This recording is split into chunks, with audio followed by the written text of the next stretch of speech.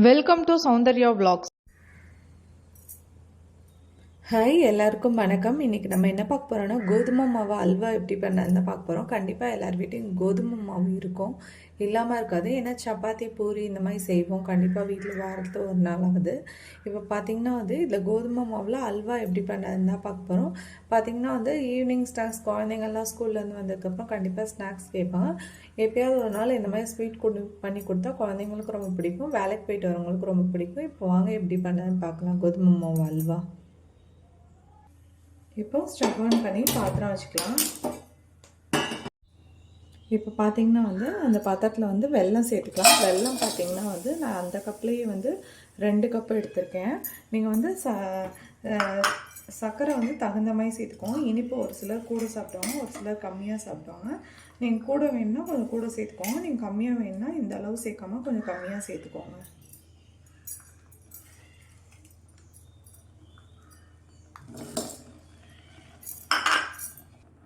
இப்போது தண்ணி சேர்த்துக்கலாம். அதில்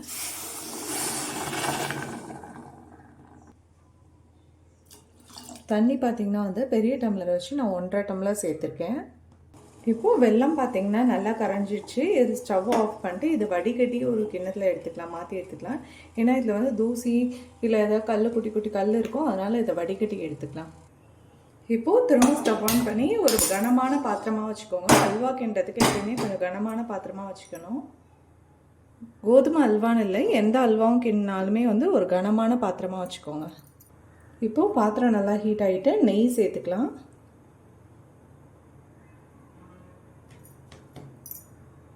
நெய் பார்த்திங்கன்னா நான் இந்த கிண்ணத்தை வச்சு ஒரு கிண்ணம் ஃபுல்லாக சேர்த்துருக்கேன், ஒரு சின்ன பவுல் வச்சு. இப்போது நெய் நல்லா ஹீட் ஆகிட்டு நம்ம எடுத்து வச்சு கோதுமை மாவை சேர்த்துக்கலாம்.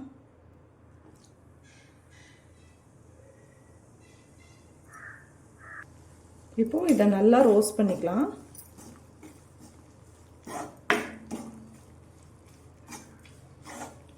நல்லா மொறுமொறுப்பாகி நல்லா வாசனை வரும், அந்த அளவுக்கு நல்லா ரோஸ்ட் பண்ணி எடுத்துக்கலாம். இந்த கட்டி இப்படி கரண்டி வச்சு நல்லா இது பண்ணி விட்டிங்கன்னா சரியாயிடும். இப்போ பார்த்திங்கன்னா நல்லா வாசனை வந்துட்டு கோதுமை மாவு லைட்டாக கட்டி கட்டியாக இருந்தாலும் பரவாயில்ல. இப்போ அதில் என்ன பண்ணால் நம்ம இது வடிகட்டி வச்சிடணும்ல பாகு, அந்த பாகை அப்படியே சேர்த்துக்கலாம். நீங்கள் கொஞ்சம் கொஞ்சமாக சேர்த்துக்கோங்க.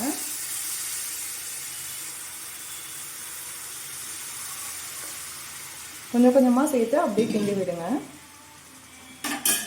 அந்த கட்டியை இதில் இது பண்ணால் சரியாயிடும்.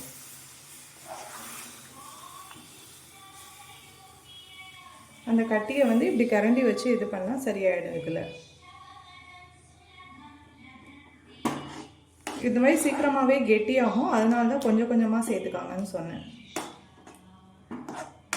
பாருங்கள், நான் சேர்த்து இன்னும் ஒரு 2 நிமிஷம் கூட ஆகலை, அதுக்குள்ளே கெட்டியாகுது பாருங்கள். இந்த இதுலேயே இந்த கட்டியெல்லாம் உடச்சி விட்டுருங்க இப்படி கரண்டி வச்சு. இதுக்கு பதிலாக நீங்கள் ஜீனி தண்ணியை கூட சேர்த்துக்கலாம். ஜீனியை கூட இந்த மாதிரி கரைச்சி வச்சு சேர்த்துக்கலாம். நான் இன்றைக்கி வெல்லம் சேர்த்துருக்கேன்.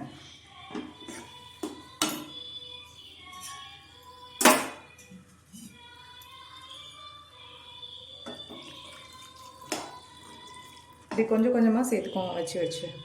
அப்போ தான் சீக்கிரம் கெட்டியாகாமல் இந்த மாதிரி கட்டியெல்லாம் கரைச்சி விட ஈஸியாக இருக்கும்.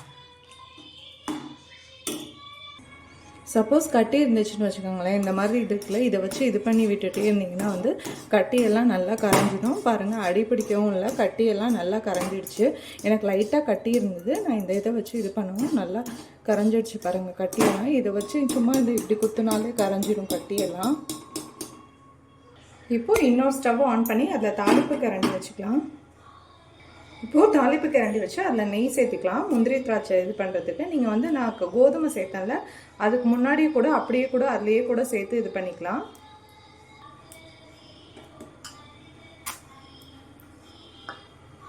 இப்போது நெய் நல்லா ஹீட் ஆகிட்டு அதில் முந்திரி சேர்த்துக்கலாம். இப்போது முந்திரி நல்லா வரப்பட்டுருச்சு, அதுலேயே உலர் திராட்சை சேர்த்துக்கலாம். இப்போது முந்திரி திராட்சை நல்லா இதானதுக்கப்புறம் நம்ம கிண்டி வச்சுருக்க அல்வாவில் சேர்த்துக்கலாம். இப்போது அல்வாவில் சேர்த்து நல்லா கிண்டி விடலாம்.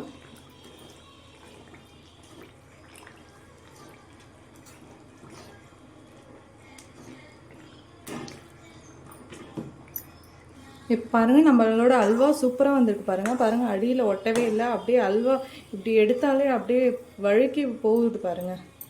பார்க்கும்போதே உங்களுக்கு தெரியும் பாத்திரத்தில் ஒட்டவே இல்லை பாருங்கள். நான் இது பண்ணி காட்டுறேன் பாருங்கள். பாத்திரத்தில் சுத்தமாக ஒட்டவே இல்லை பாருங்கள். அவ்வளோ சூப்பராக வந்திருக்கு நம்மளோட கோதுமை அல்வா. இப்போ சர்வ் பண்ணிடலாம். இதில் நெய்யும் பார்த்திங்கன்னா நான் கம்மியாக தான் சேர்த்துருக்கேன். எப்படி சொல்கிறேன்னா நான் கோதுமை வறுக்கிறதுக்கு ஒரு சின்ன கப் வச்சு ஒன்று சேர்த்தேன்.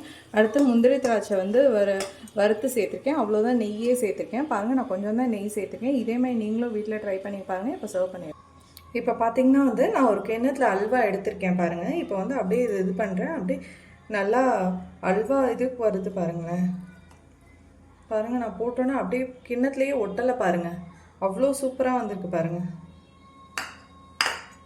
இப்போ பார்த்திங்கன்னா நம்ம கோதுமை அல்வா சூப்பராக ரெடி ஆகிடுச்சு பாருங்கள். கடையில் கொடுக்குற மாதிரியே அவ்வளோ டேஸ்ட்டாக இருக்குது. நான் டேஸ்ட் பண்ணி பார்த்தேன். பயங்கர சூப்பராக இருக்குது. நம்ம அதுவும் வெல்லம் சர்க்கரை சேர்க்காமல் வெல்லம் சேர்த்ததுனால இன்னும் டேஸ்ட் கூட நல்லாயிருக்கு. நான் சொன்ன மாதிரி நீங்கள் வேணால் சர்க்கரை கூட சேர்த்துக்கலாம். வெல்லத்துக்கு பதிலாக சர்க்கரையை விட உடம்புக்கு வெல்லம் நல்லதுங்கிறதுனால நான் வெல்லம் சேர்த்து பண்ணியிருக்கேன். இதை கண்டிப்பாக நீங்களும் வீட்டில் ட்ரை பண்ணி பாருங்கள். குழந்தைங்களுக்கு ரொம்ப பிடிக்கும், பெரியவங்களுக்கும் ரொம்ப பிடிக்கும் இது சாப்பிட்றதுக்கு. ஏன்னா நம்ம கடையில் வாங்கி சாப்பிட்றதுக்கு இந்த மாதிரி வீட்டில் செஞ்சு பாருங்கள். அவ்வளோ சூப்பராக இருக்கும். இதை நீங்களும் வீட்டில் ட்ரை பண்ணி பார்த்துட்டு எப்படி இருக்குன்னு கமெண்ட் பண்ணுங்கள்.